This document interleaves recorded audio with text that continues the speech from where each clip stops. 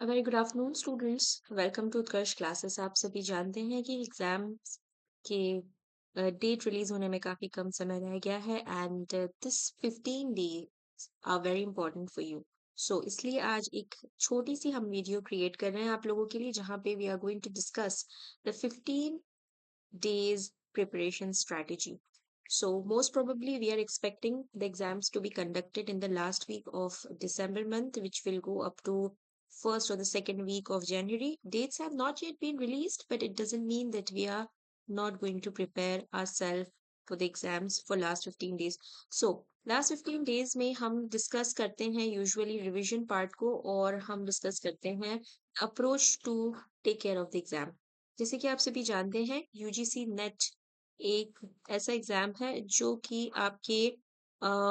आपको क्वालिफाई करता है and it makes you eligible to become an assistant professor और to create you as a research scholar. Therefore अगर आप paper one की बात करें तो पेपर वन में कुछ ऐसे सब्जेक्ट्स ऐड हो जाते हैं जो आपके रिसर्च के एप्टीट्यूड को चेक करते हैं। Means how much you are prepared for your research part of your preparation. Secondly paper two आपका स्पेशलाइजेशन होता है आपकी मास्टर्स के सब्जेक्ट के बेसिस पर। तो आई एम श्योर आप दोनों ही पेपर्स को अच्छे से प्रिपेयर कर रही हैं। क्वेश्चन ये आता है कि लास्ट 15-20 डेज में ऐसा क्या किया जाए जिससे कि हमारी ओवरऑल स्टडी या प्रिपरेशन पूरी तरीके से तैयार हो पाए और एक कॉम्पैक्ट वे में हम अपने आप को मेंटली प्रिपेयर कर सके। तो I am going to discuss about the last 15 days strategy in today's class. और इस लास्ट 15 डेज की स्ट्रेटेजी के अंदर कुछ चीजें हैं जो मैं चाहती हूँ कि आप लोग नोट डाउन करें, not from the perspective of how and what to prepare but when to prepare. So most important part of this whole preparation is the timing. Now, it's very important that you choose a good time. It means ये time morning भी हो सकता है और evening भी। अब students अक्सर question पूछते हैं कि ma'am how much time that we have to give to prepare for the exam, specially in the last 15-20 days period. I would not say कि आप 6 घंटा 7-8 घंटा दें। It depends on how much you have studied so far for last 6 months. पिछले 6 महीनों में आपने कितनी तैयारी की है, उसके अनुसार आपको अब इस टाइम को डेडिकेशन के साथ देना होगा। सपोज अगर आपने लास्ट 3 मंथ्स में प्रिपरेशन स्टार्ट की है तो you have to give much more time now to your preparation. Maybe आप लास्ट 6 मंथ से पढ़ रहे हो, जुलाई से आपने पढ़ना शुरू कर दिया है, तो मिनिमम अगर आप 4 to 5 hours भी देते हैं including breaks, that would be sufficient for you to prepare for exam. You also need to make sure one thing, that paper one, not necessarily that you have to give the time to prepare for the study equally for paper one and paper two both. See paper one एक qualifying paper है, इसीलिए कुछ units अगर आप उसमें छोड़ भी देते हैं, जैसे कि पीडीई का एक यूनिट होता है या हायर एजुकेशन का एक यूनिट होता है, if you are not preparing it now और अगर उसको आपने लास्ट मिनट रिवीजन पे छोड़ रखा है, दैट्स नॉट एन इशू। जो भी ऑलरेडी आपने पढ़ लिया है अब उसे रिवाइज करना है। अब रिवाइज करने का तरीका क्या होगा? नोट्स रिवीजन नहीं करने हैं, बल्कि अब ये रिवीजन आपका पीवाईक्यूज और एमसीक्यूज के फॉर्म में होगा। हमारी सीरीज ऑलरेडी मैराथन सीरीज हमारी चल रही है, जेआरएफ चैंपियन सीरीज चल रही है। अगर आप पेड के स्टूडेंट्स हैं तो ऑफ कोर्स हम एमसीक्यू बैच भी हमारा इस वक्त एक्टिव है। तो आपका पूरा का पूरा रिवीजन का फोकस होगा थ्रू पीवाईक्यूज एंड एमसीक्यूज। जितना हो सके क्वेश्चंस को आपने अटेम्प्ट करना है for paper one. Paper two भी सेम मेथड पे आपको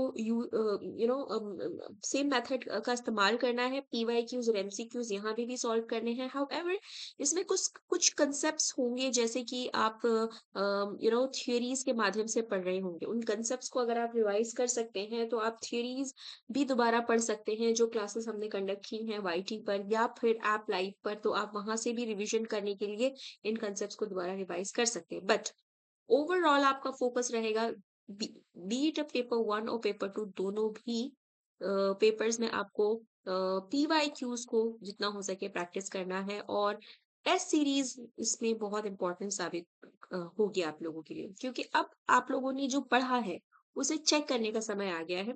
अब उसमें ना सिर्फ आपकी नॉलेज चेक हो रही है, that how much you know, आपका चेक हो रहा है how what is the approach that you are taking it. आपका अप्रोच क्या होगा, ठीक है। तो ये लास्ट 15-20 डेज में नॉलेज के साथ साथ आपको आपके अप्रोच पर भी काम करना होगा। You have to work on the methodology that you apply while attempting the paper, right? जरूरी नहीं है पेपर 1 पहले करना है, पेपर 2 से भी आप स्टार्ट कर सकते हो, whichever is comfortable।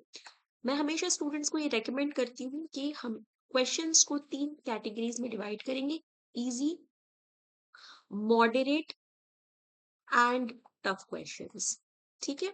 Easy questions वो होते हैं जो राइट अवे क्विकली आपने क्वेश्चन पढ़ा, ऑप्शंस देखा और राइट अवे आप टिक करोगे। पहली जब आप राउंड लोगे, हमेशा याद रखिएगा कि जब आप अटेम्प्ट करेंगे क्वेश्चंस को, राउंड 1, 2 एंड 3 में करें। राउंड 1 में आप इजी क्वेश्चन सारे अटेम्प्ट कर ले, राउंड 2 में आप मॉडरेट क्वेश्चन जिसमें आपको थोड़ा सोचना पड़ रहा है उसको अटेम्प्ट करें, और थर्ड जो क्वेश्चन होता है, जो थर्ड राउंड होता है, वो टफ क्वेश्चन होता है, जहाँ पे out of the box question हो सकते हैं, या फिर वो क्वेश्चन हो सकते हैं जिनको शायद आपने पढ़ा ना हो, या वो ऐसे क्वेश्चन हो सकते हैं जिसपे यूजीसी नेट ने एक्सपेरिमेंट किया हो। तो इस तरह के क्वेश्चंस आपको थर्ड कैटेगरी में डालने हैं। साथ ही साथ आपको ध्यान देना है कि जब टाइम आप दे रहे होंगे प्रिपरेशन में, तो एक 70% टाइम आप सॉल्यूशन पर देंगे, यानी कि जब आप प्रैक्टिस कर रहे हैं, पढ़ना नहीं है अभी, आपको क्या करना है, अटेम्प्ट करना है, क्वेश्चंस को अटेम्प्ट करने पे ध्यान देना है 70%। एंड 30% उन अटेम्प्ट्स के बाद जो भी मिस्टेक्स आप नोट करते हो, जो भी मिस्टेक्स आपको मिलती है, उन मिस्टेक्स को प्रैक्टिस करना है। अब वो प्रैक्टिस कैसे करेंगे, आप ऑफ कोर्स टॉपिक को रिवाइज करेंगे, थोड़ा सा जाके उसको रिवाइज करना है, नोट्स जो भी आपने क्रिएट किए हैं उन्हें प्रिपेयर करना है। तो इस तरह से आपको व्हाट टू स्टडी के साथ साथ हाउ टू स्टडी पे भी फोकस करना होगा। सो ओवरऑल आप 5 आवर्स तक मैक्सिमम ले सकते हो, अगर आप on an average last 6 month से पढ़ते आ रहे हो तो 5 hours every day that you have to study, ठीक है। Every day you have to study. इसके अलावा ये टाइमिंग्स मैं आप पर छोड़ रही हूँ, आप अर्ली मॉर्निंग भी ले सकते हो, या फिर आप नाइट भी, इवनिंग टाइम में भी ले सकते हो, इवनिंग में भी इसे कर सकते हो, बट ध्यान ये दो कि आप एग्जॉस्टेड जब ना हो तब नहीं करनी है, ठीक है। तो ये कुछ इंपॉर्टेंट चीज है। तो आवर्स को लेके हमने बात कर ली। प्रेफरेंस मैं दोनों आप पर छोड़ रही हूँ, पेपर 1, पेपर 2, आप दोनों में से जो पहले प्रैक्टिस करना चाहिए। याद रखना है पेपर 1 एक क्वालिफाइंग पेपर है, तो सपोज अगर इसमें 50 क्वेश्चंस में से आपने 30 to 35 क्वेश्चंस भी अच्छे कर लिए तो that is sufficient for you. Paper 2 आपके लिए स्कोप ज्यादा देता है क्योंकि इसमें 100 क्वेश्चंस आते हैं, प्लस आपका स्पेशलाइज्ड है, आपने मास्टर्स किया है, आपका नॉलेज लेवल इसमें ज्यादा है, तो 100 इसमें टारगेट करो ज्यादा से ज्यादा यूनिट्स कवर करने की। 1 या 2 यूनिट अगर आप छोड़ते भी हैं that's not an issue, but कोशिश करो कि सभी यूनिट्स कवर कर लो, ठीक है। तीसरी इंपॉर्टेंट चीज ये है कि be consistent. Be consistent, consistent का मतलब ये है कि भले ही अब आप यू नो 5 आवर्स नहीं पढ़ पा रहे हैं, हो सकता है आप 4 आवर पढ़ें, 3 आवर पढ़ें, बट पढ़ना है एवरी डे में। तो you have to do it every day, considering the fact that this is a every day practice, this has to be your habit. तो इस प्रैक्टिस को अपनी हैबिट बना लो जिससे कि आपकी कंसिस्टेंसी बनी रहे।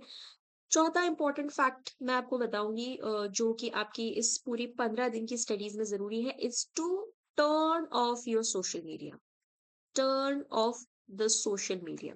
इंस्टाग्राम है, फेसबुक है ना।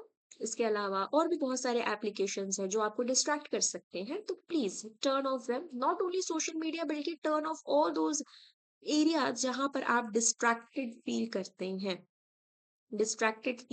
हैं। तो डिस्ट्रैक्शन को अवॉइड करने के लिए आपको क्या करना होगा, आपको अपने सोशल मीडिया हैंडल्स या फिर जो भी आपके अलग सोर्सेज हैं जिससे आप डिस्ट्रैक्शन फील करते हैं उससे थोड़ा सा दूर जाइए, ठीक है। और पांचवी इंपॉर्टेंट चीज ये है that keep your self healthy. Keep your self healthy so that exams के समय में you will be activated mentally as well as physically, ठीक है। So these are some um, important factors that you have to consider while you're preparing for exams, and I'm going to share more key points with you regularly before the exam so that you can watch it through shorts or through the videos. Okay, thank you so much for joining. Have a great day ahead. Take care.